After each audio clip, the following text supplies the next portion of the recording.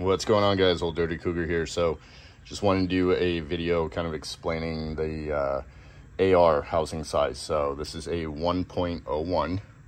This is a 0.83. So it stands for area over ratio. So my inlet and going in, these are both the same size, outlet, same size. But if you see the difference between these two, let's see if I get a micrometer.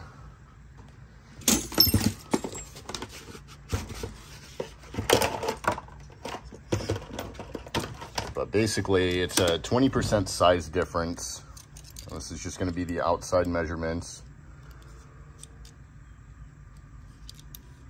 So on this one, pretty much even. This is a 2.46, and on this one, it's a 2.3.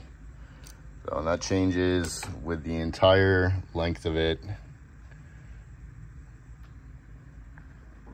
Basically what this is going to do, because my exhaust gases are so much cooler all the way in the back, even though the exhaust is wrapped and everything else, it's going to take less exhaust pressure to actually be able to spin this. Now, usually coming off the manifold, you're looking more at the heat and the expansion hitting the actual wheel itself to be able to spin it. So what I'm looking more for is being able to have the velocity come through, because my exhaust is probably, it's easily half of what it would be bolted right off the manifold. So I'm looking more at the actual pressure side of it, still having the heat expansion, but with a smaller volute, I'm looking for more spool with less exhaust, if that kind of makes sense to it. But kind of in a nutshell, it's easy to see the size difference between the two, and understanding how that pressure is actually going to be going through to spin the blades actually on it. So that's why I'm dropping it down.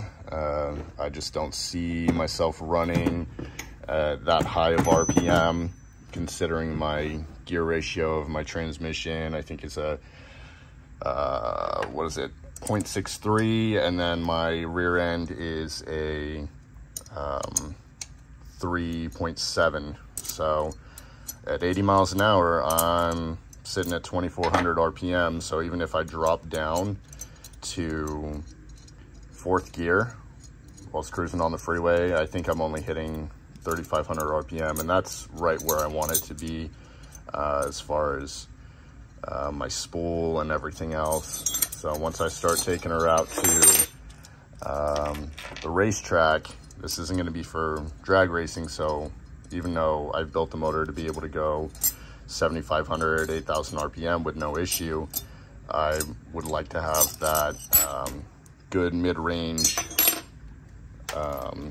boost pressure for where I see myself most of the time. So that's basically what I got going on right now. So easy install. So I'd rather just change the housing out, keep the 67, 62, and be able to cruise around.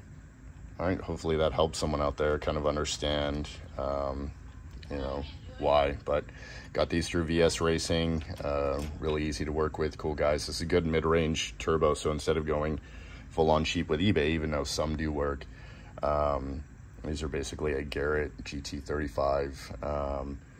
So they'll do for what I'm looking for. All right, guys, have a good one.